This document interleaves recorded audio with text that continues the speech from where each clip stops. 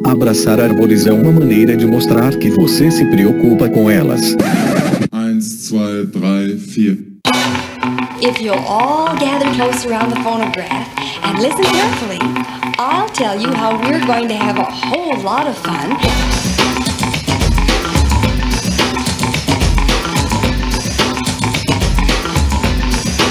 Howdy! Aqui é Fernando Lima e este é o Desabraçando Árvores, um bate-papo sem firulas sobre ecologia e conservação, a vida, o universo e tudo mais. E hoje, senhoras e senhores, eu venho lhes apresentar ninguém mais, ninguém menos que Fernando Tortato. Ele que é bacharel e licenciado em Ciências Biológicas pela Universidade Regional de Blumenau, com mestrado e doutorado em Ecologia e Conservação da Biodiversidade pela Universidade Federal de Mato Grosso, realizou doutorado sanduíche pela University of East Anglia, em Norwich, England. Ele possui enorme experiência na área de manejo e conservação de mamíferos silvestres e é pesquisador na ONG Pantera. Galera, o Fernando é humildão, cara simples aí, bacana, mas, cara, o Fernando tá aí há muitos anos na linha de frente da pesquisa e conservação de mamíferos carnívoros, em especial a nossa querida onça-pintada lá no Pantanal. Um cara realmente aí que tem uma enorme experiência e muita coisa aqui pra ensinar. E além de tudo isso, galera, ele é brother. E a gente sabe que brother é brother.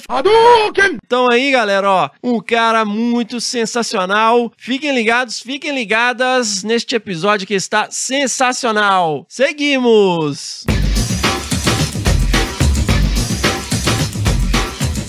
Moçada, vamos agora rapidinho aqui para os nossos jabás. Sigam lá nas nossas redes sociais, o Desabraçando Árvores Podcast no Facebook, o @Desabrace no Instagram e no Twitter também, @Desabrace. Temos também um canal no Telegram, onde nós postamos lá algumas coisinhas, né, pra galera, junte-se lá a essa turminha. Moçada, nós somos um podcast, então sigam lá os nossos 3 podcasts, o Desabraçando Árvores, o Que Bicho é Esse e o Que Bicho é Esse Crianças, lá no Spotify, na Amazon, no Orelo e na Apple Podcast. Se inscrevam no Google Podcasts ou no Castbox e favoritem no Deezer para não perder nenhum episódio. Hey, that's something everyone can enjoy. E se você ouve o nosso maravilhoso podcast lá no Spotify, não esqueça de ir lá marcar 5 estrelinhas pra gente lá, que isso aí ajuda lá o algoritmo a fazer sei lá o que. E o mesmo vale para o iTunes ou o Apple Podcast, né? Entra lá, se você usa iPhone aí, High Society, então entra lá, dá 5 estrelinhas pra gente, deixa uma avaliação, que isso aí ajuda muito a gente a crescer na podosfera. Lembrando que nós temos também um canalzinho lá no YouTube, onde nós postamos o áudio dos episódios, para quem aí não tem o hábito de ouvir podcast no celular, mas tem Smart TV e coloca lá para tocar enquanto está fazendo alguma coisa. E então não esqueçam também dessa possibilidade aí. Vamos lá, seguimos!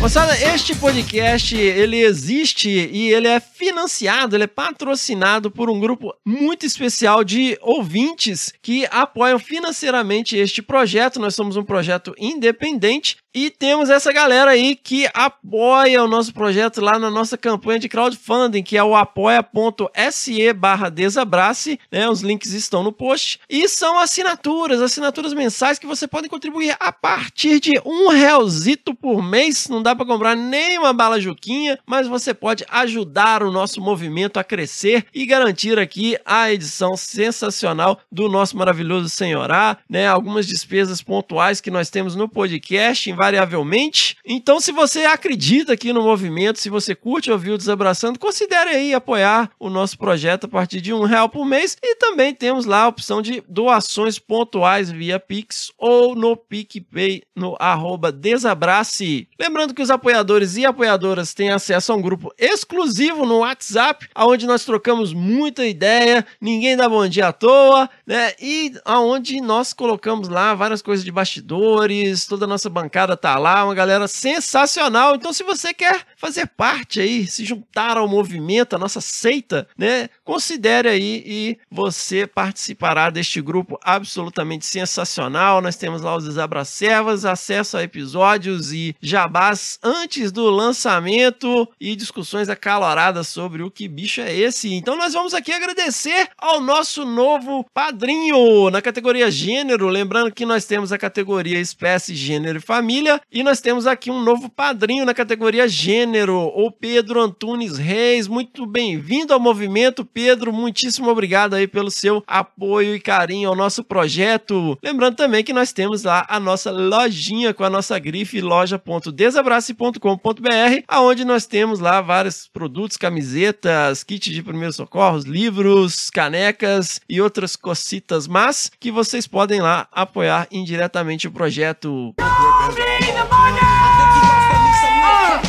E para encerrar, galera, pra gente seguir para este episódio, essa entrevista sensacional com o Fernando, não deixem de enviar as suas pedradas no nosso e-mail, que é o primeirapedra@desabrace.com.br. Lembrando que ao enviar as suas pedradas, tenham em mente as palavras de Jesus em João capítulo 8, versículo 7. Se algum de vocês estiver sem pecado, seja o primeiro a tirar uma pedra. Seguimos!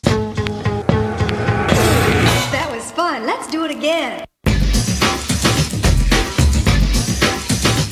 E é isso aí, pessoal. Muito bem-vindo, então, Fernando Tortato, aqui no Desabraçando Árvores. Obrigado, Fernando. Obrigado pelo convite. Bem bacana poder participar. E aí, Fernando, você é de Santa Catarina? De onde você é? Eu nasci em Rio do Sul, Santa Catarina, no Vale do Itajaí, mas morei em muitos lugares, né? Meu pai trabalhava num banco, e aí a gente estava a cada 2, 3 anos mudando de cidade. Então, eu tenho o local que eu nasci, mas eu sou meio cigano, assim, em termos de origem.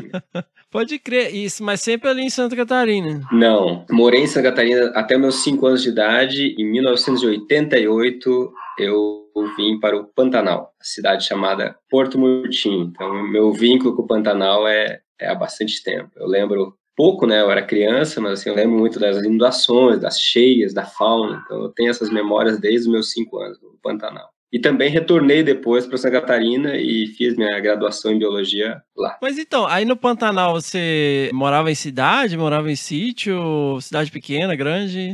Em cidade pequena. Porto Murtinho, uma cidade bem ao sul do Pantanal. Ela é uma cidade bem peculiar porque tem, para proteger da cheia, ela tem um dique que circunda toda a cidade e tinha uma casa de bombas, né, que quando a cheia era muito grande, ela bombeava a água que por acaso entrava na cidade e bombeava para fora da cidade. Então é bem interessante. Não sei se está agora nesse mesmo sistema, é uma cidade que já desenvolveu bastante, agora está em vias de ter uma ponte para conectar com o Paraguai e avançar essa questão de desenvolvimento, soja, essas coisas. Mas quando eu morava lá, era uma cidade muito pequena e, basicamente, a gente tinha essa vida no Pantanal, né? Você falou de sítio, mas, assim, era no dia a dia nosso, a gente estava em contato com fauna, com biodiversidade.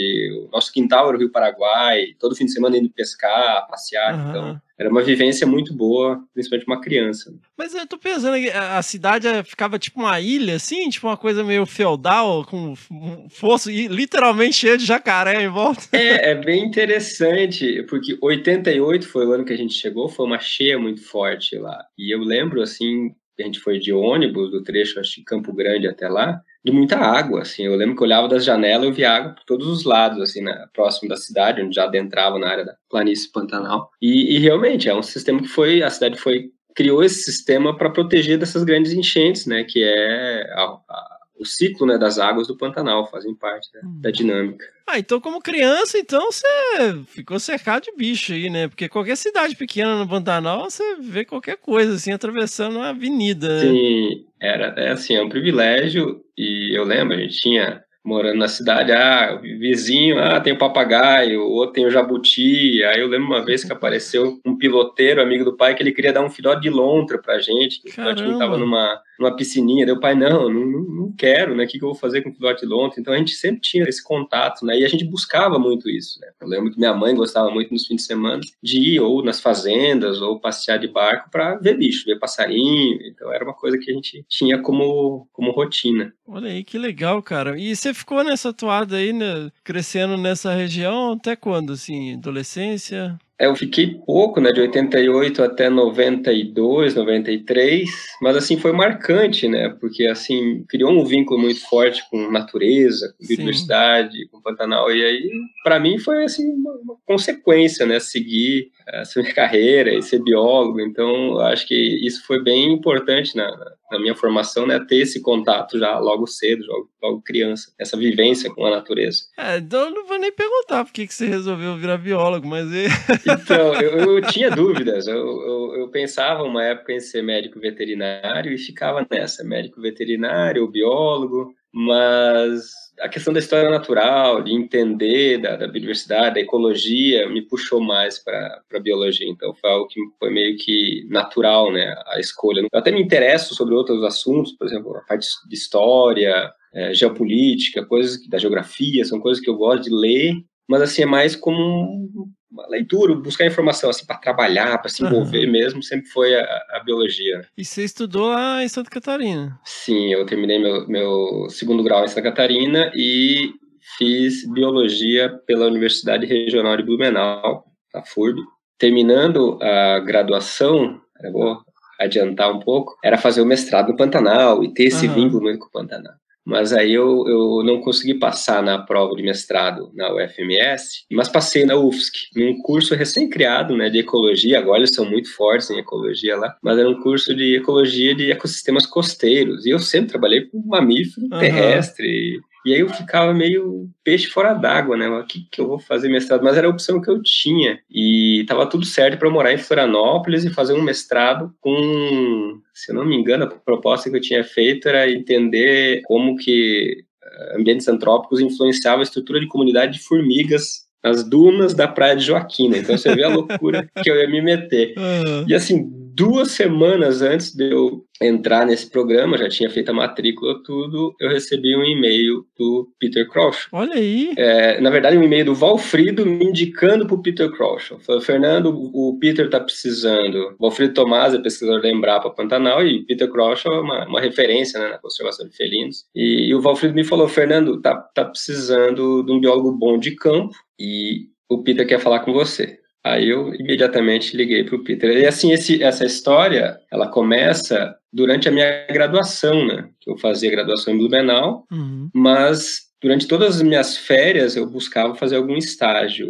E meu primeiro estágio foi no Pantanal, com o Valfrido, o laboratório lá da Embrapa, tinha o Guilherme Mourão, a Zilka, era um caldo, né, de ideias e pessoas. E foi muito bacana porque me deu uma base muito boa do que era ciência. Porque ali eu tinha a oportunidade de compartilhar o tempo com mestrandos, doutorandos, pesquisadores. Então, eu recém-entrado ali, estava querendo saber. E aí eu aprendi como é que é, né, a realidade, né, de você ter que ralar, de ter que ler muito, ter um arcabouço teórico muito bom para estar lá no campo realmente entendendo esses processos. Não adianta somente ir lá para campo e se divertir, porque isso não é o todo, né?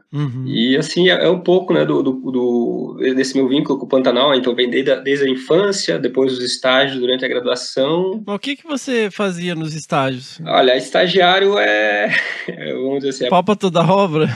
Pau pra toda obra, exatamente. O Valfrido sempre tinha as ideias e projetos e a gente estava ali para ajudar. Então, ia desde tentar achar peixes anuais nas baías ali da Nhacolândia, monitorar mamíferos com câmera trap, telemetria com os projetos legais que o Gui tinha de monitorar tamanduá-bandeira, coati, veado campeiro. A gente teve projetos também, por exemplo, de fazer um mapeamento altimétrico, né, partindo do ponto de referência que era na sede da Inhumirim, na fazenda da Embrapa, Pantanal adentro, e a gente indo vendo a variação na altimetria, né, com teodolito, que é um equipamento, a maioria das pessoas nem vão saber o que é, e a gente caracterizando a vegetação de acordo com a altimetria. Então sempre tinha alguma coisa legal e isso despertava muito essa curiosidade, acho que necessária, né, para qualquer pesquisador. Sim, com certeza.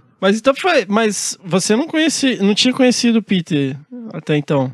Não, o Peter, assim, óbvio que todo biólogo, né, e ainda mais eu que sempre gostei de carnívoro, sempre lia muito sobre o Peter, e a gente tinha até conhecidos em comum, mas eu não tinha nenhum vínculo com o Peter, conhecia ele, né. E eu lembro muito bem, né, que para mim foi, assim, uma notícia que, obviamente, mudou minha vida, mas eu estava ali já mentalmente preparado para ir lá fazer ecologia de ecossistemas costeiros, né? E deixei o sonho de trabalhar com carnívoros para talvez no futuro, não sabia como que ia lidar com isso. E aí recebi esse e-mail do Valfrido. O título do e-mail era bem legal, era Você no Pantanal, porque ele sabia que eu não ia negar a proposta, né? O Peter até questionou ele, né? Falou, mas será, Valfrido, o rapaz vai começar o mestrado, tá lá perto da família, será que ele vai abdicar de tudo? Porque a situação não era tão trivial, era assim, era um projeto que o Peter estava desenvolvendo numa fazenda muito remota, abaixo da Serra da Molar, Fazenda Santa Teresa, onde o acesso é somente de barco ou avião. Uhum. Então, e ficando na fazenda por 30, 40 dias, sem telefone, sem internet, então é um cenário que realmente precisava de alguém que tinha experiência de campo. E eu, felizmente, consegui convencer, né, o Valfrido, ao longo daqueles 3, 4 anos que eu fiquei fazendo estágio, que eu poderia ser um bom candidato. Então, ele me indicou pro Peter e eu lembro que eu só pedi pro Peter, eu tenho que só passar minha formatura, eu já tô indo. Aí eu peguei um ônibus de Santa Catarina e vim pro Pantanal. Quantas horas, Guidóis? Até Corumbá dá umas 30 e poucas horas, né? Direto no ônibus, né? Nossa. E aí foi legal, porque assim foi aquela missa de emoção, né? De você, ao mesmo tempo que você vai conhecer uma pessoa que você idolatrava, né? Que você admirava pela produção acadêmica, por ser um dos pioneiros, né? Nos estudos com onças. Ele ia também ser teu chefe e trabalhar com ele na conservação das onças. E foi uma experiência única, né? Eu lembro que eu conheci o Peter numa pizzaria em Corumbá, ali perto dos Correios, tinha uma pizzaria, e o Valfrido falou, vai estar o horário que eu vou estar lá com o Peter. Daí eu cheguei, eu lembro que eu vi, assim, o Peter, e aquele momento você não sabe nem o que falar, né?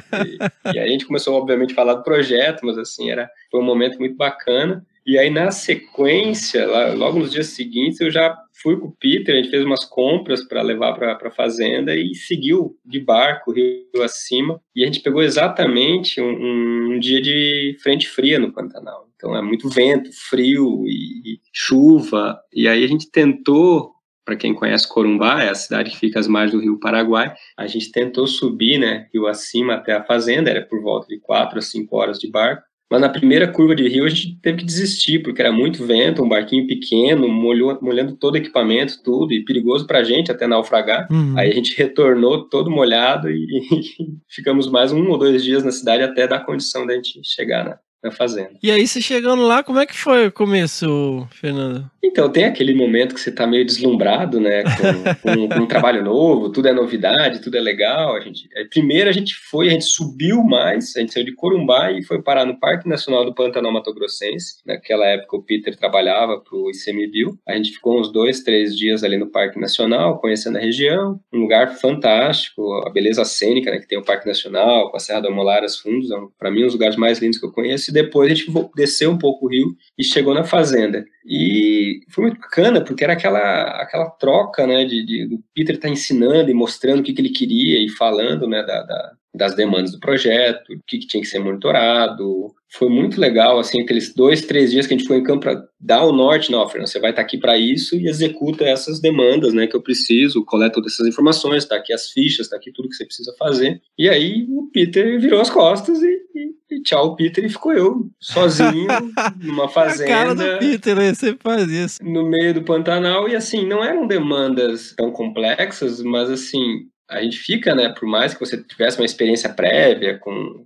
estágios e coisas, você fica um pouco inseguro, mas tudo bem. E aí sempre tinha os perrengues, né, sempre tinha as coisas que você vai aprendendo e foi uma experiência muito boa. A fazenda, ela é uma transição, né, ela fica no Pantanal, mas já tem as cadeias de montanhas ali da Morraria da Santa Teresa, então você tem bastante cerrado, bastante mata chiquitana, muita coisa nova, né, para conhecer, para aprender. Foi uma época muito bacana.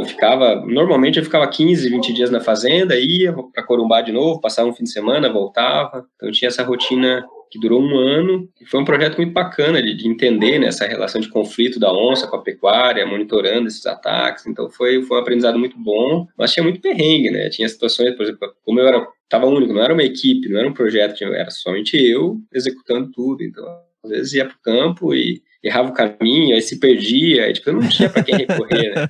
Aí tinha que esperar, voltar, achar um ponto alto, pegar uma referência. Então era tudo comum, às vezes ficar 1, 2 horas perdida, depois achar o caminho de volta e tudo vai acumulando, né, aprendizado. Acho que foi uma época bacana, assim, que sempre o Peter vinha, era uma oportunidade de mostrar, né, de do que estava acontecendo, tem uma história engraçada que foi a primeira vez que o Peter retornou à fazenda. Aí tinha uma Toyota Bandeirante que ele usava para o projeto, que ela bem velhinha, e ela ficou sem freio, você tinha que ficar bombeando bastante para ela pegar o freio. E aí eu fui buscar o Peter no porto da fazenda, e super empolgado com as novidades, com as coisas que eu tinha para contar para ele, e esqueci de avisar para ele do freio. E ele pegou e, não, deixa que eu dirijo. E eu falando para ele das novidades e ele dirigindo. De repente eu olhei lá na frente e vi uma porteira, né, fechada. E aí eu lembrei, eu acho que eu tenho que avisar ele do freio. Mas aí quando eu fui avisar já não dava mais tempo. Eu falei, Peter, freio. Foi porteira, foi tudo pro espaço. Caramba, velho. Bateu mesmo?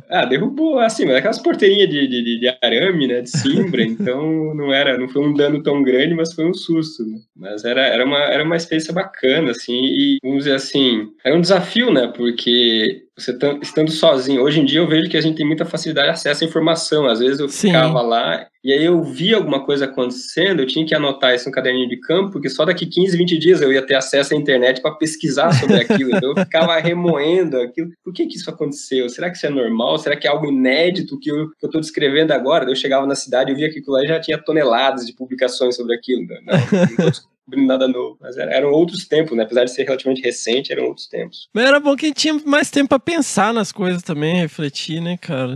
Eu acho que assim, a gente tem visto, né, que a gente tem acesso a muita informação. É uma das crises da sociedade agora. E eu vejo que isso se reflete também no meio acadêmico, né? Quando você estava na graduação, em determinado momento, você tinha ali, eu quero trabalhar com esse professor, ele segue essa linha de pesquisa e baseado nisso que eu vou avançar, né? Tem essas publicações. E hoje não, você é bombardeado por informações e aí muitas vezes você fica até sem rumo, né? Pra que lado que eu vou, né?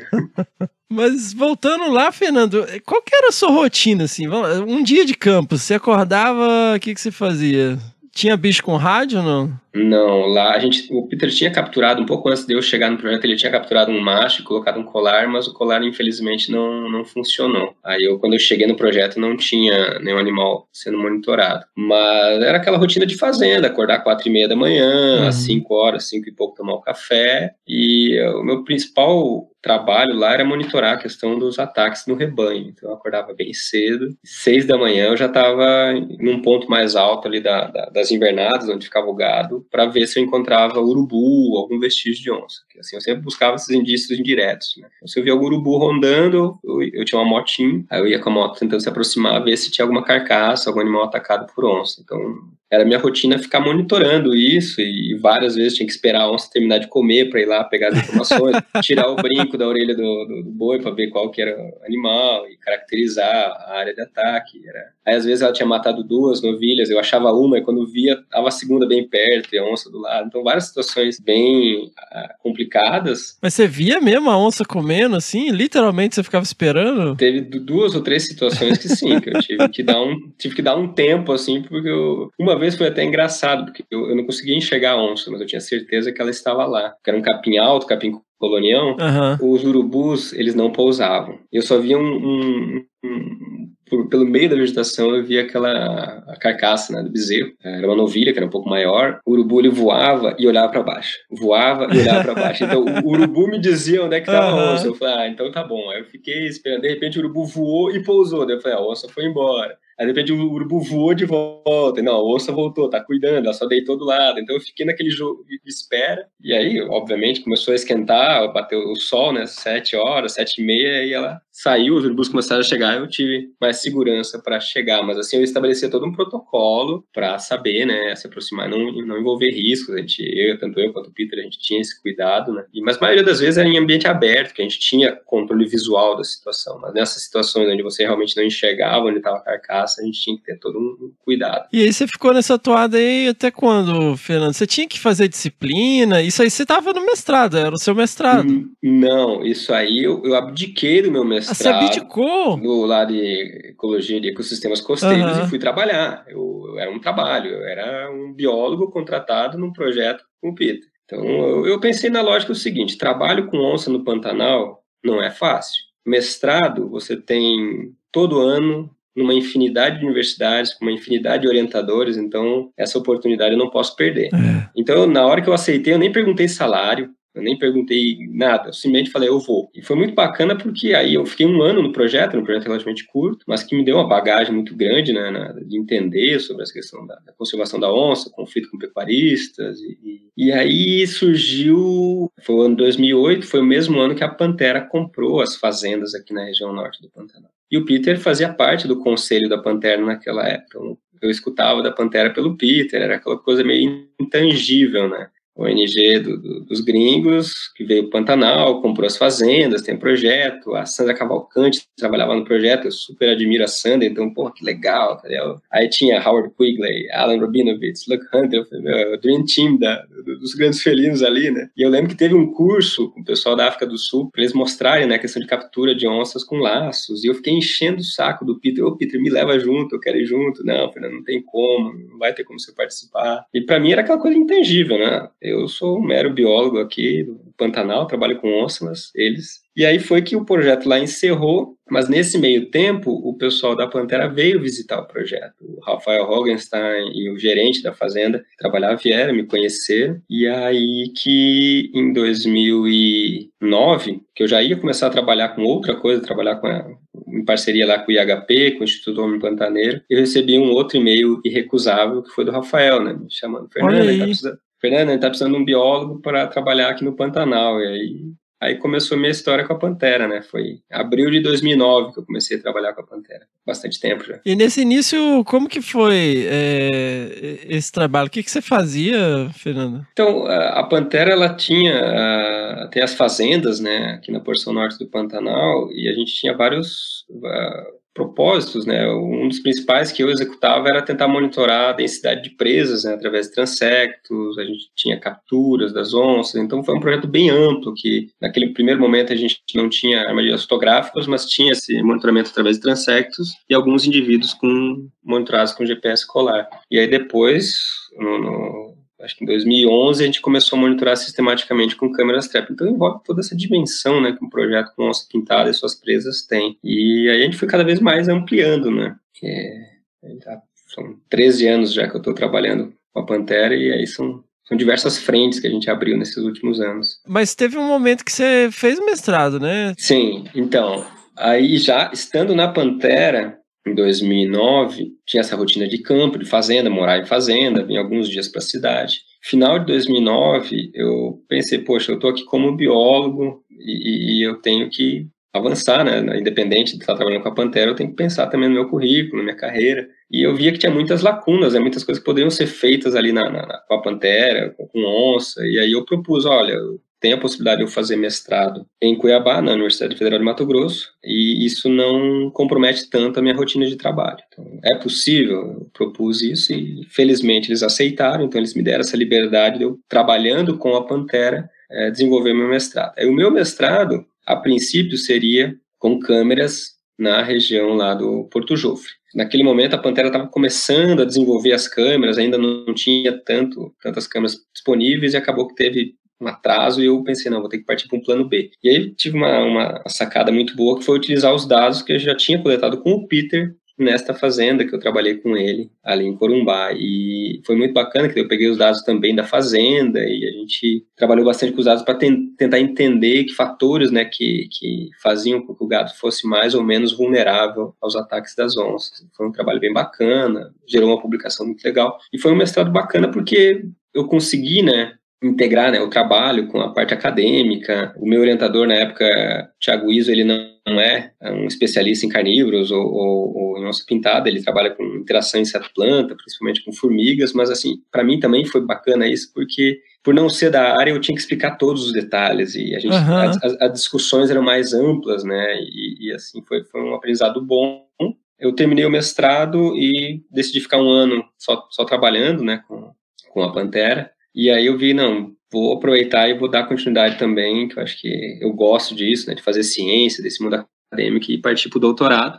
E aí também, né, por uma questão de ter família, ter um emprego, não me permitia fazer o doutorado se não fosse na UFMT. Eu até consegui passar na Federal de Goiás, que é uma universidade muito boa, na ecologia, eu fiz a prova, fui aprovado, mas assim, quando eu coloquei na no planejamento, né, como é que seria essa logística de ir para Goiânia, Cuiabá, Pantanal. Eu falei, não, melhor eu tirar esse eixo, Cuiabá-Goiânia não vai ter como, e aí fiz o doutorado na UFMT, que foi muito bacana também, e ali no doutorado foi onde eu realmente achei, né, uma área da pesquisa que eu me interessei bastante, que foi essa relação econômica da onça pintada, né. No mestrado eu avaliei de maneira mais superficial, né, tentando quantificar o prejuízo que a onça causava para o rebanho, mas para o doutorado eu realmente tentei avaliar mesmo nessa dimensão econômica para a conservação da onça e como que a gente pode ver o turismo como uma ferramenta para a conservação da onça, e o Porto Jofre, querendo ou não, é um grande laboratório para isso, né? É onde a gente tem toda aquela indústria do turismo, de observação de onças, então eu estava num local muito adequado, e até o meu doutorado, a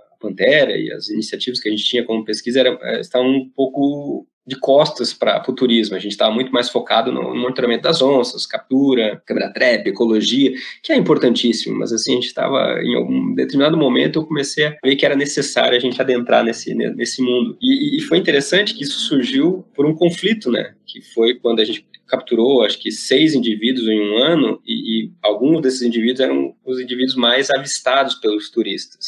E aí, muitos fotógrafos, guias começaram a criticar a Pantera. Poxa, vocês estão botando colar nas onças, isso não pode, isso faz mal para a onça. Aí surgiu várias fake news, e aí, obviamente, necessitou um diálogo, né, com os guias, com os operadores, para explicar o que a gente está fazendo. Porque é muito fácil a gente ir lá e pegar o Cisbio, né, e está devidamente autorizado, mas não dá nenhuma contrapartida, uma informação para a sociedade, para as pessoas que estão ali na região. E aí foi que eu fui essa pessoa, né, que fui nomeada para fazer esse diálogo, e aí a partir desse momento, que foi em 2011, eu comecei a se envolver cada vez mais, e em 2014 eu já comecei o meu doutorado com essa temática. Né? E foi um time bem legal, né, Fernando, que foi justamente nessa época que tava uma coisa meio desordenada, né, assim, teve ataque em Cáceres, foi um pouco antes disso, né, mas tava aquela frenesia de todo mundo lá. Sim, o primeiro ataque foi em 23 de junho de 2008.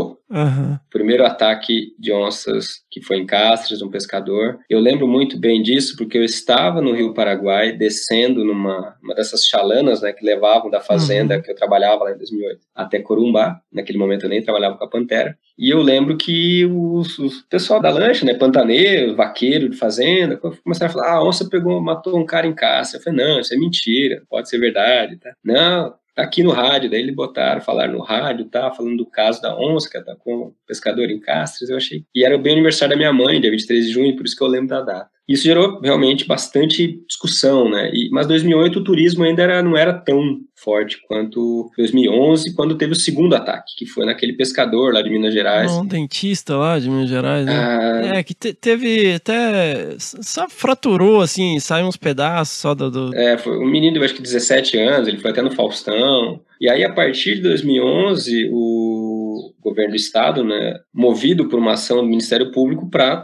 estabelecer regras, né, e a partir disso surgiu a resolução do CONSEMA. Foi uma resolução criada baseado na experiência de pesquisadores, pessoas que já tinham experiência com onça pintada. E aí uma das falhas dessa resolução foi que ela não teve participação muito pouca dos guias e operadores de turismo, então gerou uma rejeição muito grande por parte deles. E aí também foi meu papel tentar atuar como advogado do diabo, né? Tentar mostrar para eles que regras são necessárias e que se eles participarem mais ativamente é algo que vai trazer um bem para todos, né, a organização do turismo. E a partir daquele momento eu acho que eu sempre estou envolvido, sempre estou pensando em algum avanço nesse sentido, sempre trabalhando em algum artigo que, além de enxergar, né, e mostrar, né, como o turismo pode ser útil para a conservação da onça, também ordenar esse turismo e transformar ele numa atividade o mais sustentável possível, né, porque a gente já tem exemplos da África, por exemplo, onde o turismo é um problema. Então, a gente não quer que isso também venha acontecer aqui no Pantanal.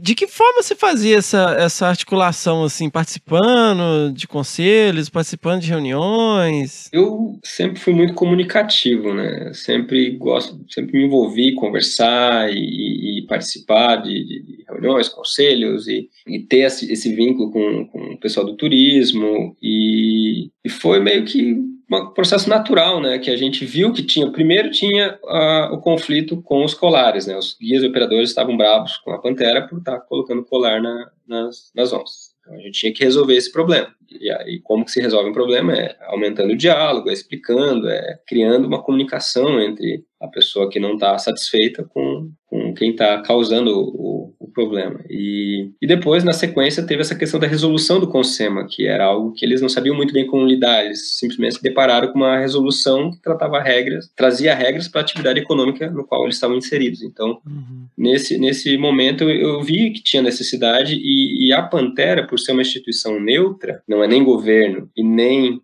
faz parte do trade turístico, criou um cenário favorável para a gente ter esse diálogo. Então, teve 2 ou 3 reuniões onde a gente trouxe guias, operadores, pessoas do ICMBio, da SEMA, Secretaria de Turismo, Polícia Militar Ambiental, todo mundo no mesmo auditório, e começou a debater, né? E foi muito produtivo porque criou uma unidade e que resultou na criação da Associação de Guias de Turismo do Pantanal Norte, que é a Ecopan, que ela tem o propósito de ordenar esse turismo de onça. Então teve um fruto muito interessante, muito bacana, que é parceiro, né, da Pantera nessa questão de tentar entender, né, da conservação da onça, e eu acho que o meu papel foi esse, mais de criar esses canais, né, de diálogo e saber ouvir, principalmente entender, né, as críticas e buscar soluções. Eu acho que quando a gente trabalha com conservação da biodiversidade independente da espécie, a gente tem que intrinsecamente ser otimista e um bom negociador. Eu acho que otimista por questões óbvias, né, o caos está instaurado e a gente tem que pensar a longo prazo na conservação de uma espécie, de um hábitat, de um ecossistema, e negociador porque a gente tem que sair fora da nossa caixinha acadêmica, né? A gente tem que vivenciar o mundo real, sentir na pele, ter a empatia com o fazendeiro que acabou de perder 5 bezerros para a onça, entender a dor que ele tá, a raiva que ele tem da onça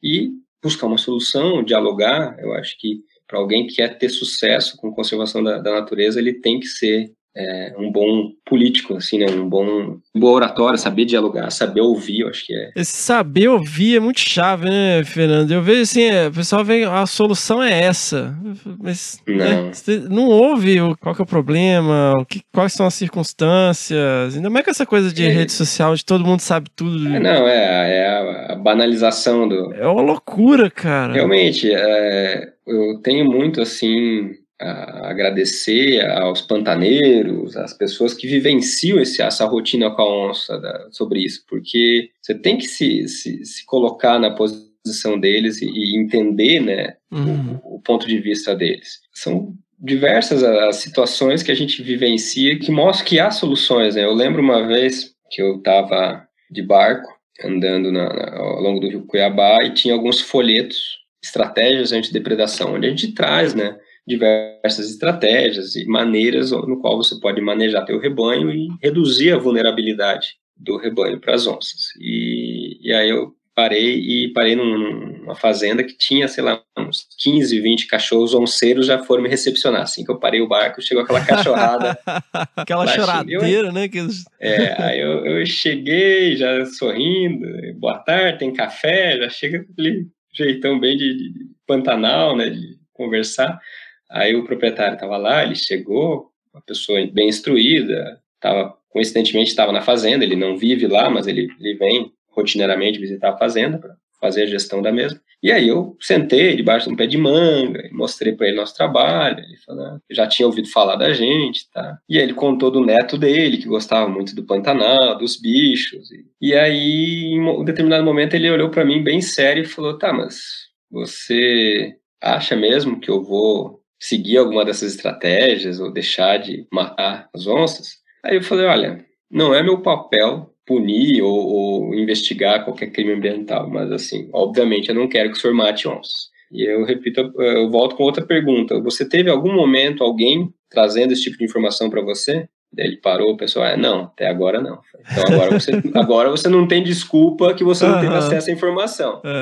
Aí, além desse argumento técnico, eu usei o argumento emotivo para ele. Eu olhei bem sério para ele e falei, mas o seu neto vai ficar feliz sabendo que o vô dele mata onça? Aí ele ficou meio bravo comigo, mas assim, ele teve que dizer assim, realmente, eu tenho que esconder isso da minha família e não é algo confortável. Então é isso, sabe? É você saber ouvir, mas também saber dar a resposta. Tem um argumento que eu uso muito e que às vezes eles ficam um pouco bravos, às vezes eles dão risada junto comigo, é que eu falo assim, o Pantanal tem pecuária há mais de 200 anos. E há 200 anos a gente tem conflito com onça pintada. Então é um processo histórico que está arraigado, né? Entra naquela seara das dimensões humanas, que os Silvio Marchini trabalha bastante, eu acho que é uma área muito bacana de se entender, né? E aí eu chego nas fazendas e com essa proposta, né, de tentar mostrar estratégias, formas de reduzir a vulnerabilidade do rebanho para as onças. E aí muitas vezes, a maioria das vezes, os pecuaristas, não, porque eu não quero saber isso é besteira, isso é perda de tempo, que isso não dá certo, é sempre uma visão um pouco negativa, né? Eu falo, olha, tá, você não quer nem ouvir minha solução, então só me responde uma coisa, o que teu avô fazia em relação às onças? Aí ele lembra, né, aquelas histórias saudosistas, não, o vovô matava a onça com zagaia. Com zagaia, né? Todo mundo é zagaieiro. O que teu pai fazia? O pai tinha o cachorro, não sei o quê, e conta a história do cachorro. O que você faz? Aí alguns assumem que matam a onça, alguns meio que negam, mas... Aí eu falo, olha, vocês estão há 3 gerações tentando resolver um problema e não conseguem. E na tua opinião, a população de onças aumentou ou diminuiu? Em algumas regiões aqui do Pantanal, a população realmente se recuperou. Ele fala, a população aumentou. Há uma percepção por parte dos pecuaristas aqui no Pantanal Norte que a população de onças aumentou. Eles não falam, vocês soltaram as onças aqui. O IBAMA veio e soltou. Aí eu falo, vocês estão há 3 gerações tentando acabar com o problema e só tá aumentando, então vocês são muito ruins. Eu tô aqui tentando trazer uma outra alternativa, então vamos ampliar essa... Aí você começa a quebrar esse gelo e adentrar. Eu acho que assim, eles estão muito mais abertos a isso, eu acho que a sociedade como um todo tá bem atenta e eu acho que ainda, obviamente, tem as pessoas que ficam meio bravas com essa questão de proteger a onça, mas eu acho que pouco a pouco a gente vai ganhando espaço e ampliando essa possibilidade de criar uma paisagem de coexistência, né, que é um termo que a gente utiliza, que seja possível a produção de pecuária e que a onça possa conviver ali e que o prejuízo que ela causa seja o mínimo possível, né, que não comprometa nessa atividade. Eu acho interessante essa proposta do turismo, que ela vale mais viva, né? O turismo, ele tem uma dinâmica própria, né, diferente da pecuária, é muito mais rápido, é muito mais... E o Pantanal, eu vejo com um potencial muito grande. Isso eu já escutei de pessoas que trabalham na África e trabalham em outros locais de que tem esse turismo de natureza, eles falam que o Pantanal é como se fosse um diamante a ser lapidado ainda, ele tem um potencial ainda a ser explorado. Eu acho que a gente tem que estar atento e orientando esse turismo para que ele ocorra de maneira sustentável e que integre cada vez mais as fazendas, o pecuarista, porque Pantanal é fazenda. Pantanal, 95% do Pantanal são fazendas de pecuária.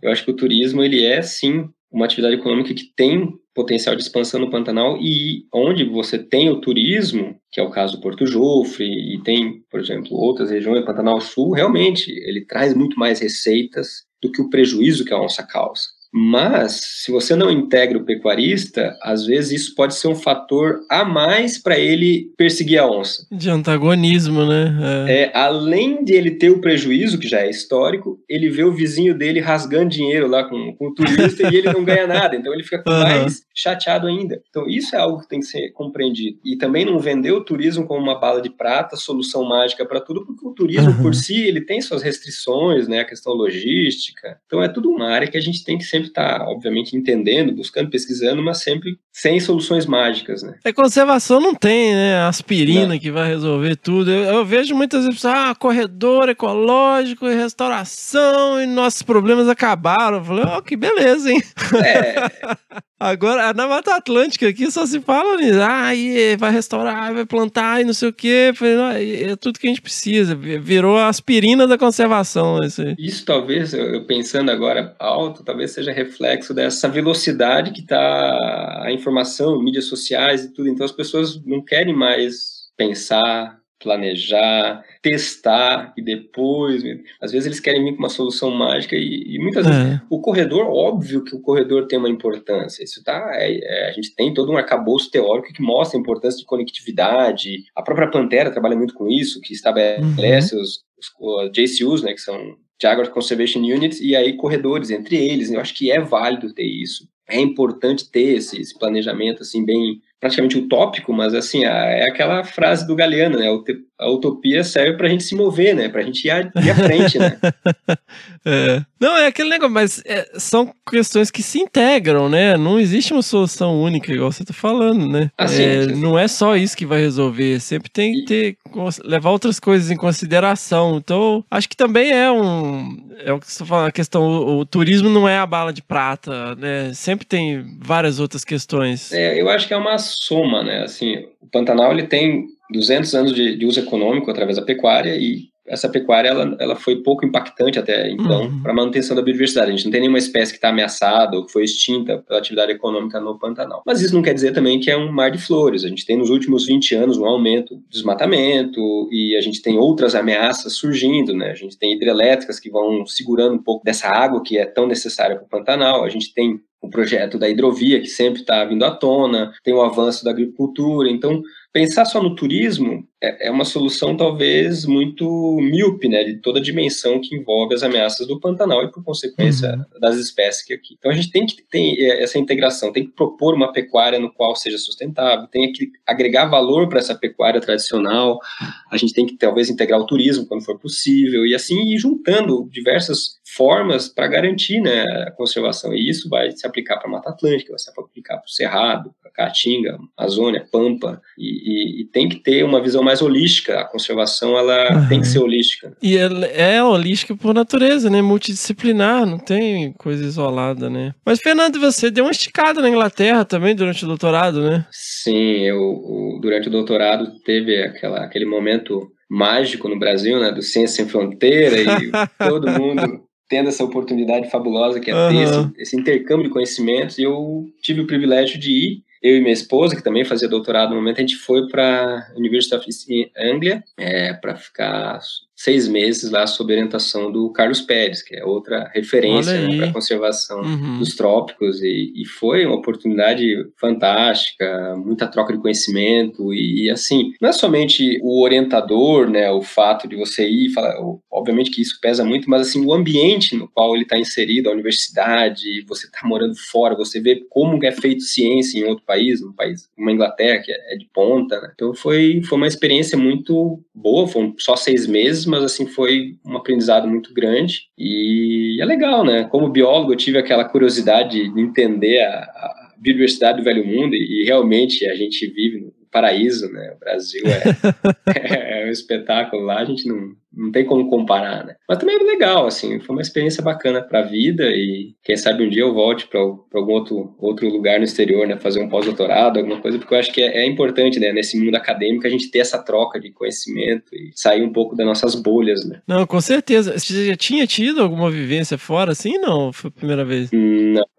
Para a Europa, não. Agora, trabalhando com a Pantera, que é na América do Sul, né? A gente tem essa vivência de estar, eventualmente, fui já para Belize, Colômbia, Chile, a trabalho, mas assim, para fora, Estados Unidos eu nunca fui, mas assim, eu acho que quando se tem essa oportunidade, você encontra a oportunidade para ir fazer, eu acho que tem que brigar e ir atrás, porque faz realmente a diferença e abre novos horizontes, né? Para mim foi... E é legal, né? A Inglaterra é meio retrofuturista, né? Você faz ciência de ponta num prédio de 1.200 anos, né? É legal.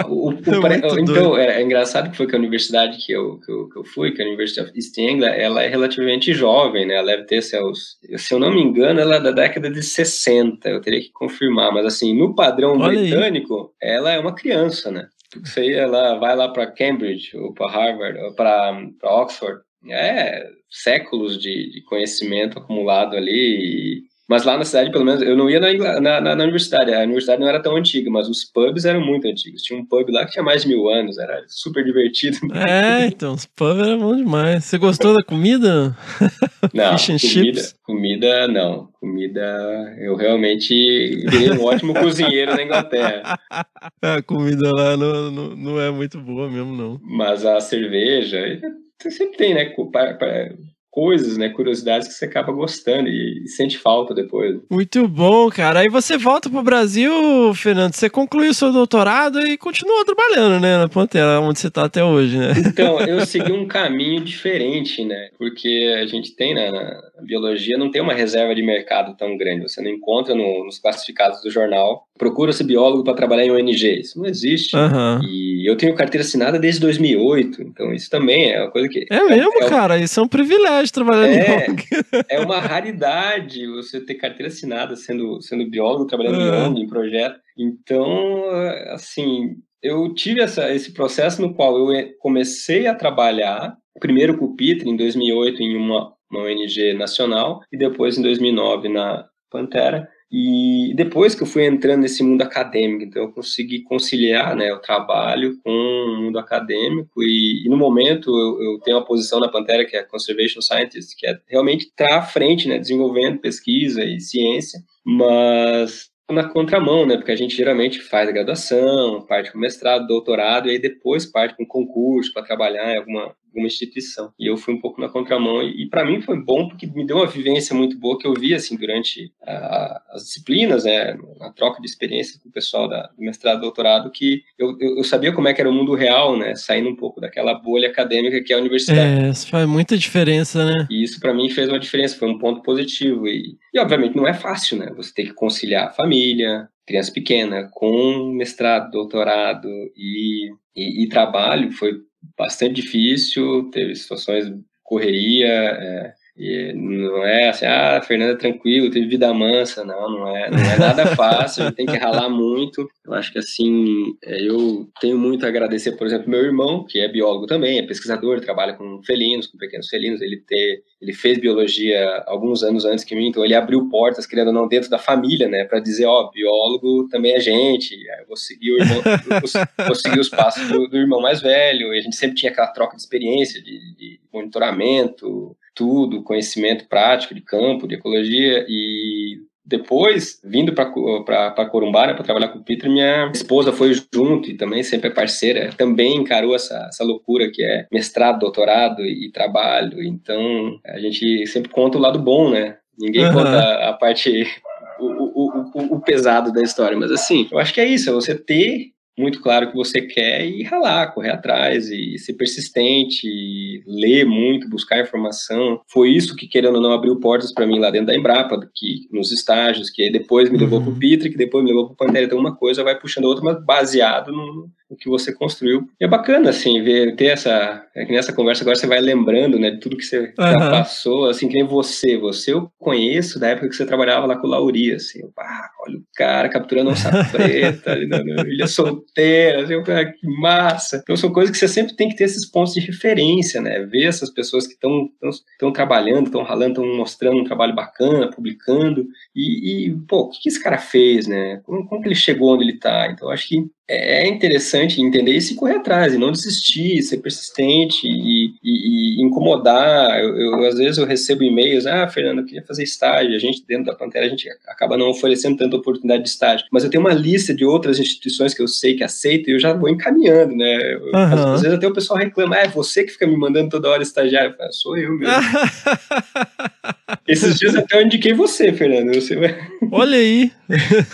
Um menino de São Paulo entrou em contato comigo, que gosta de felinos, que quer trabalhar com felinos. Eu falei, olha, tem um cara muito bom que vai começar um projeto, tá começando um projeto super bacana, e entra em contato com ele. E aí, não sei. Olha aí, é nóis. Manda pra cá. Eu acho que é isso, assim, você tá indo para congresso, sempre que possível, conversando com as pessoas, não tendo vergonha de perguntar, de querer saber, porque a gente que trabalha com ciência, a gente sabe que ninguém sabe tudo, então você tem que saber, eu falo assim, cara de pau, perguntar, querer saber e ir atrás de informação. Acho que para quem está começando aí e quer as dicas, acho que é essa. Não é fácil, mas assim, tem que correr. Eu sinceramente acho que, na verdade, a primeira vez que eu fui numa expedição de captura de onça, acho que foi de tanto encher o saco, na verdade, porque eu acho que ele tá tão de saco cheio de eu ficar em volta pedindo, arruma um artigo pra eu ler, como que é o trabalho, então tem um relatório, alguma coisa, que eu trabalhava com primatas, né, nossa, e tal. Aí...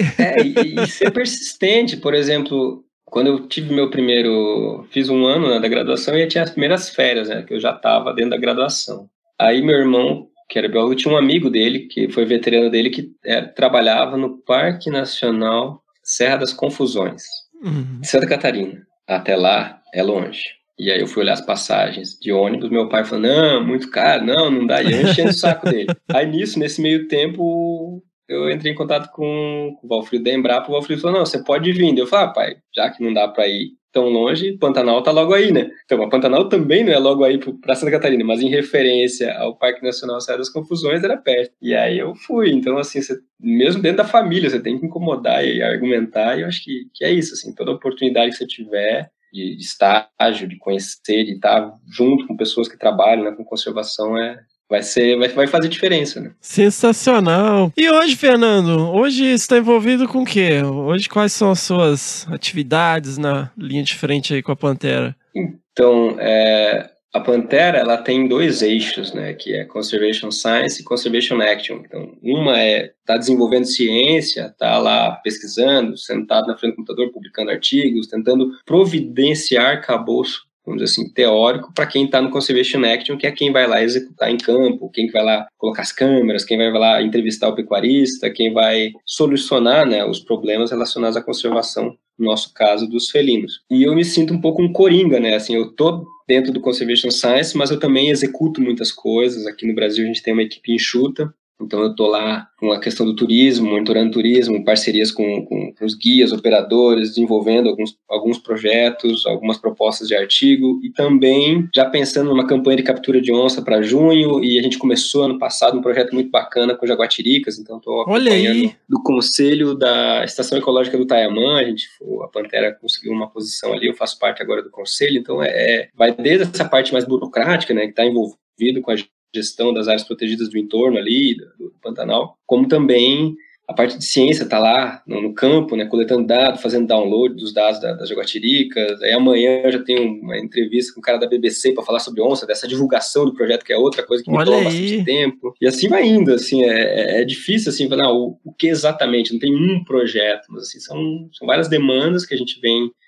crescendo, né, dentro do Brasil. A gente tem uma parceria com o pessoal da OnSafari, com monitoramento com armadilha fotográfica. A gente já entrou, ano passado foi o 3º ano, então a gente está com um banco de dados muito legal para trabalhar, e assim vai. Se eu for lembrar, é muita coisa, assim, mas é diferentes frentes, né, que a gente faz voltados para a conservação da onça pintada. E como que você se organiza, cara? Como você organiza seu tempo, assim, para ir nessas articulações e tal? Vai pra cidade, vai pra fazenda? Então, Ou engata uma primeira e vai, né?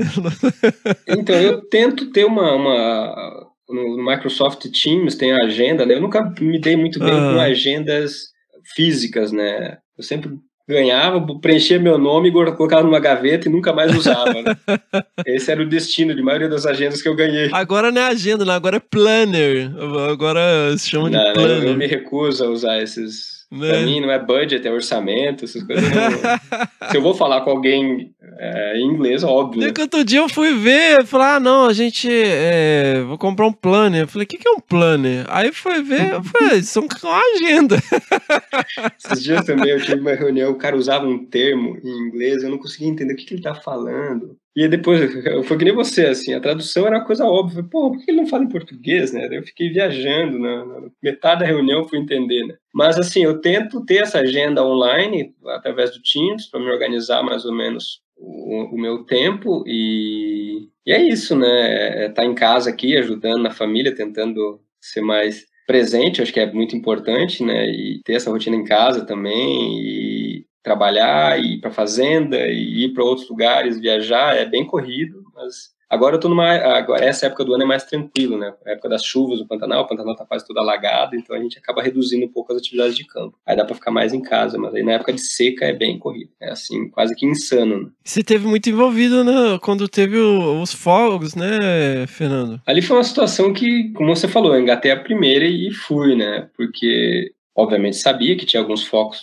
de incêndio em junho de 2020, julho de 2020 já tinha alguns focos grandes. 2020 já tinha começado com um incêndio em janeiro, que foi uma coisa bem anormal, a gente teve que lidar com fogo lá na fazenda em janeiro. Mas assim, naquele momento o fogo avançou um pouquinho e parou em alguma área úmida e não queimou muito. No final de julho eu fui para campo para botar um grid de câmeras, seguir meu trabalho de campo. E aí, quando eu cheguei, que eu vi que estava uma dimensão que eu nunca tinha visto, queimando locais que eu nunca tinha visto queimar, ambientes florestados, ambientes que eram úmidos e que estavam secos, então eu falei, opa, tá diferente. E aí, conversando com as pessoas que estavam lá, gerente da fazenda, todo mundo, a gente viu que a situação realmente precisava de uma ação imediata, e eu já cancelei o grid de câmeras, que não adiantava nada colocar, que é queimar a maioria dos pontos, e parti pro combate. Eu não tinha experiência de brigadista, e fui tentando aprender com quem tinha experiência, e foram meses ali de luta, né?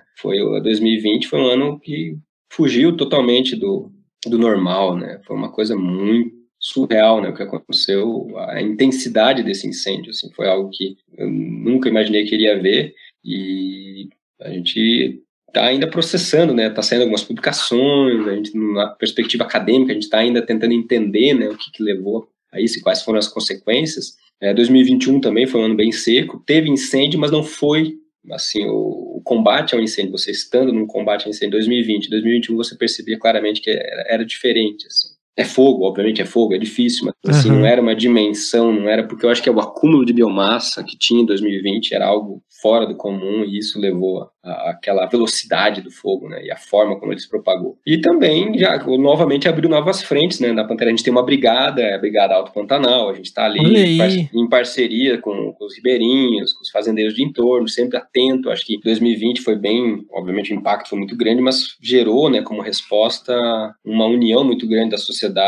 Esse ano, por exemplo, o Sindicato Rural de Poconé foi muito atuante no combate aos incêndios, assim, os fazendeiros estavam muito nisso, porque eles não queriam novamente levar, né, os fazendeiros são os culpados. Na verdade, são poucos os que são os culpados, né, e no final todos acabam sendo penalizados, né, levando essa... E aí esse ano eu vi que eles estavam muito determinados no combate, no controle aos incêndios. Toda a sociedade, né, várias instituições, ONGs, pessoas que vieram para o Pantanal e continuam no Pantanal agora, atuando em diferentes frentes de conservação. Acho que, querendo ou não, o Pantanal, pelo saldo positivo, ganhou uma visibilidade maior e a gente também ganhou mais aliados, né, para estar ali atuando, né, na conservação. Sensacional, cara. A gente até gravou, né, Fernando? Você gravou aqui com a gente, gravou com a Miriam, né, um episódio aqui. Naquela época, eu falei com a Miriam, você que tem que gravar, você que entende de Pantanal. Miriam é pantaneira.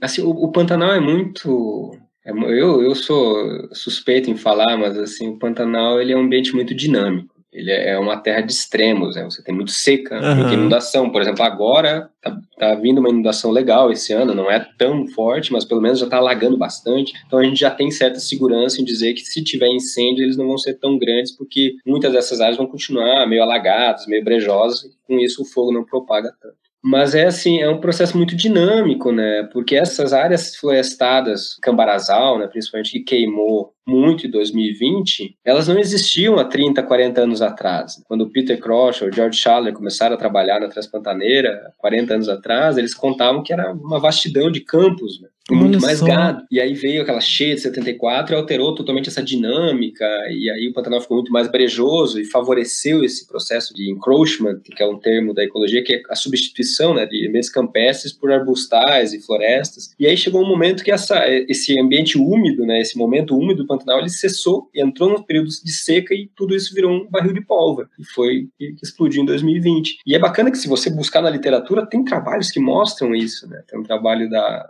Kátia Nunes da Cunha, trabalha na parte botânica, que ela fala, né, desse processo de avanço dessa vegetação nesses ambientes úmidos. Em algum momento, quando secar, isso vai queimar. E aí a gente fica pensando, né, no Pantanal, e a gente via muito aquele discurso meio catastrófico, o Pantanal acabou, ou vamos recuperar o Pantanal, vamos restaurar o Pantanal. E eu fico sempre pensando, né, mas restaurar em qual perspectiva? Porque como ele é tão dinâmico, você não tem uma referência, por exemplo, quando você tem na Mata Atlântica, você tem lá o clímax, você sabe muito claro identificar onde que é uma floresta madura na Mata Atlântica. O Pantanal não, ele fica resetando o sistema em períodos muito curtos e aí você vai restaurar em referência ao quê? É muito louco. E só finalizando essa parte do Pantanal e do fogo, uma coisa que para mim ficou muito assim marcada na minha memória foi que uns 2 meses depois que o incêndio cessou, eu estava andando naquela paisagem que parecia uma paisagem lunar, né? Tava tudo queimado e uma outra plantinha rebrotando numa área da fazenda que eu nunca tinha andado, porque sempre era uma área muito úmida, muito brejosa, era só brejo lá. E aí, por causa da seca de 2020, e o fogo permitiu, né, que o quadriciclo eu ficar andando e avançando uma distância longa lá para dentro daquelas áreas que eram baías, brejos. E eu lá andando, de repente, eu vejo no fundo do campo andando um bicho, eu fiquei olhando, mas que bicho que será que? Eu me aproximei mais um pouco, e era uma ema.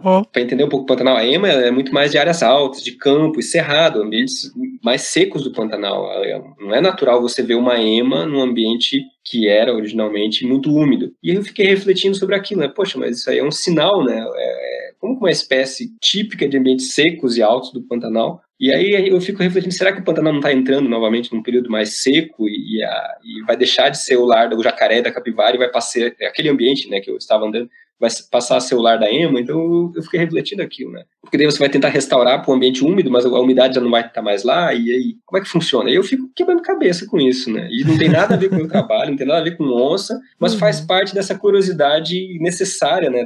Da pessoa que está no campo, que está lá tentando entender o ambiente que o rodeia. Né? Perfeito, cara, sensacional. É curioso mesmo, tem vários Pantanais, né? Eu trabalho com assessoramento remoto. Uma vez eu fui fazer um trabalho numa área próxima, era mais cerrado, na verdade. Mas você pega aqui na Mata Atlântica uma imagem de satélite, você fala, isso aqui é mata secundária, isso aqui é mata primária, isso aqui é eucalipto, isso aqui é cana, isso aqui é pasto. Você pega a imagem de satélite do Pantanal, você fala, o que é isso, sabe? Tipo, isso aqui é uma área úmida, é um brejo, sabe? É uma parte de vegetação e regeneração, ela é assim mesmo, sabe? Essas imposições, né, que o custo de inundação, a seca e cheia faz, cria esse dinamismo, que eu acho que ele é chave, né, dessa abundância de fauna que a gente tem, porque a produtividade fica muito alta e aí muita vegetação, muito herbívoro, muito carnívoro, você cria essa produtividade muito alta, tanto no ambiente aquático quanto terrestre. Não, que aí você tá de sacanagem o Pantanal, né, Fernando? Pô, eu fiquei uma semana lá com a Flávia, cara, pô, você vê mão pelada atravessando no pasto, é Coati, Jaguatirica, você tira foto, cachorro do mato, e tamanduá, todo lado. Cara, eu vi uma semana, eu vi mão pelada 4 vezes, eu tinha visto uma vez na vida, na Mata Atlântica, cara.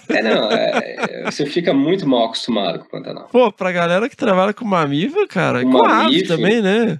É assim, é uma explosão, né, de vida, depende do local que você tá, é absurdo, assim, tem algumas pousadas que elas têm, por exemplo, lagoas, né, que na época das secas a fauna se concentra ali, eles fazem aqueles blind, que o turista senta e fica lá escondidinho, e com a câmera, e assim, numa tarde ele vê 6, 8 espécies de mamífero. Então, é uma coisa que, novamente, quando eu trabalhava na Mata Atlântica, durante a graduação, eu ficava lá 5 anos para ver a quantidade de mamíferos que um turista vê numa tarde, né? Então, é fora da curva, totalmente, né? Por isso que é um destino muito importante do ecoturismo, né? Porque ele permite isso, né? Ele garante que você vá ter esse contato, né? Com a natureza, com a fauna. Sensacional. Pô, Fernando, dá aquela dica aí, galera, que, né, toda semana a gente recebe um e-mail, meu sonho é trabalhar com onça.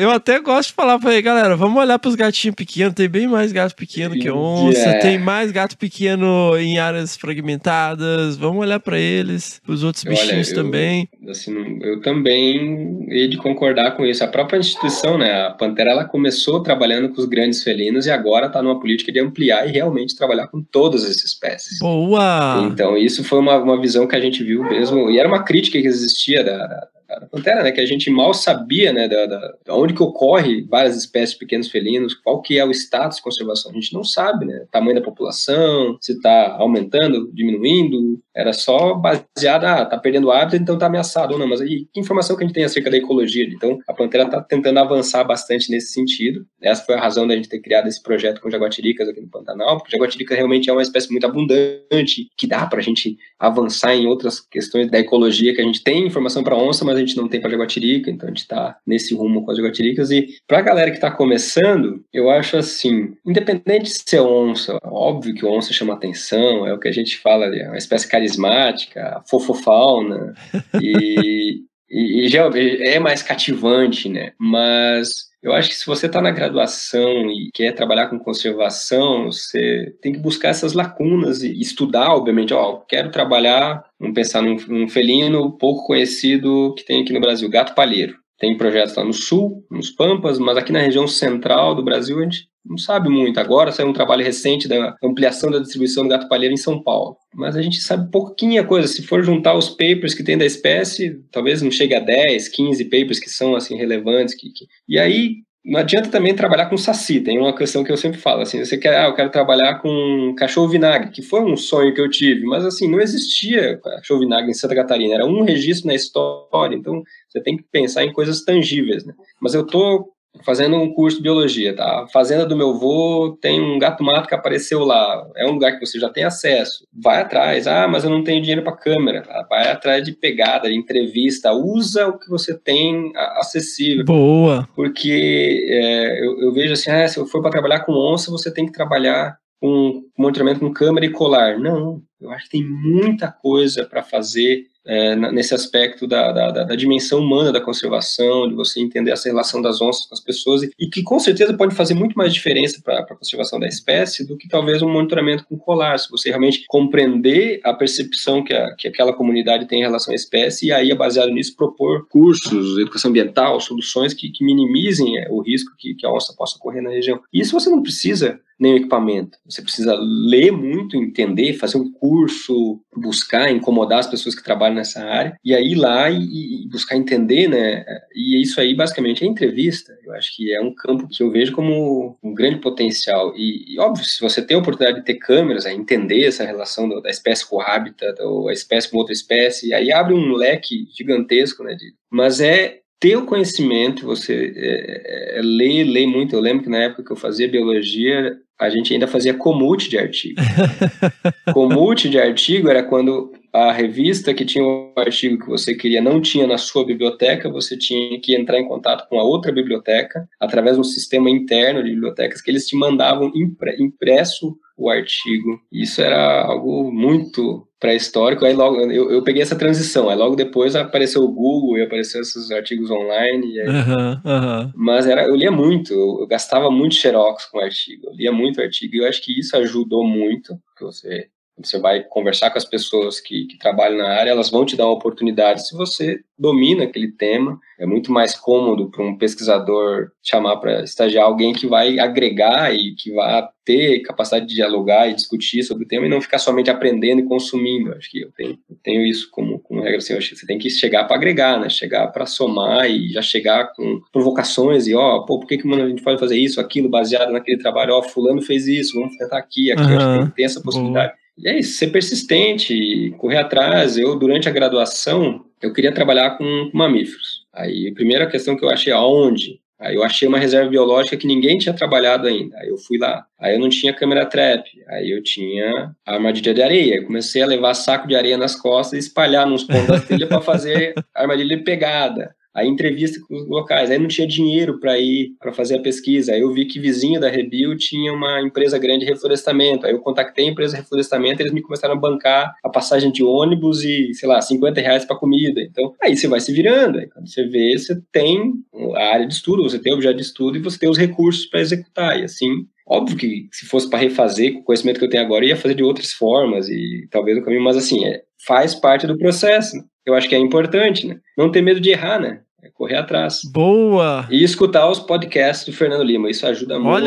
São várias dicas, são várias pessoas que estão aí atuando na conservação no Brasil. Eu acho que você não tem que ficar preso a um universo, sempre tem que estar atento. Eu fico acompanhando vários projetos com Ariranha, com Tamanduá-Bandeira, com Tatu-Canaça, sou fã de vários projetos que tem aqui no Brasil.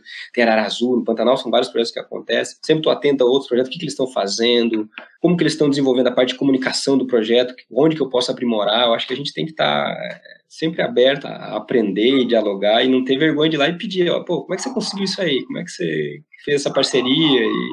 E assim a gente vai indo, vai descobrindo. Sensacional! Pô, Fernando, eu só posso agradecer enormemente aí a sua disponibilidade, né, cara? Eu sei que a sua logística aí é complicada, né? Você tá, inclusive, no meio de campanha de captura, né? Vai começar. Vai começar? Vai começar daqui uns dias, daqui 10 dias ainda, tem um tempinho ainda. Tô no preparatório ainda, organizando equipamento, as coisas. Mas, cara, obrigado, viu? Assim, eu acho super legal, né, você tá participando aqui hoje, né, finalmente. E agradeço demais, cara, a sua generosidade aí de compartilhar a sua história com a gente e com a galera que ouve a gente aí, né? Eu só posso agradecer, né? Quem quiser conhecer aí o trabalho da Pantera, se quiser deixar o jabá, eu vou deixar os links no post também do episódio. Tem o Instagram, da gente tá mais ativo. Eu tinha essa função de atualizar o Instagram, mas realmente não é minha área, daí a gente, felizmente, com a contratação da Raíssa, que é a bióloga que tá no projeto Jaguatiricas, ela assumiu essa demanda e tá conduzindo muito bem. Agora a gente tem um Instagram mais ativo, tem o meu Instagram pessoal também, se o pessoal quiser me contactar, tirar dúvida, eu sempre tento responder. Às vezes eu esqueço, daí eu demoro uns dias, eu respondo, mas eu acho que é bacana ter essa liberdade de conversar com as pessoas e tirar dúvida e perguntar, e meu tio quer que eu faça alguma coisa na fazenda, tem problema com onça, o que eu faço? Eu vivo resolvendo essas coisas assim, e eu acho que é parte do nosso papel, né, como cientista, tá aberto e tá trocando informação e ajudando essa galera nova que tá chegando aí. Sensacional! Link no post aí, galera. Obrigadão, Fernando. Valeu, Fernando. Obrigado pelo convite e fico à disposição aí. Um abraço. Nekasa TVS, Panteram Tuan e Fantastic.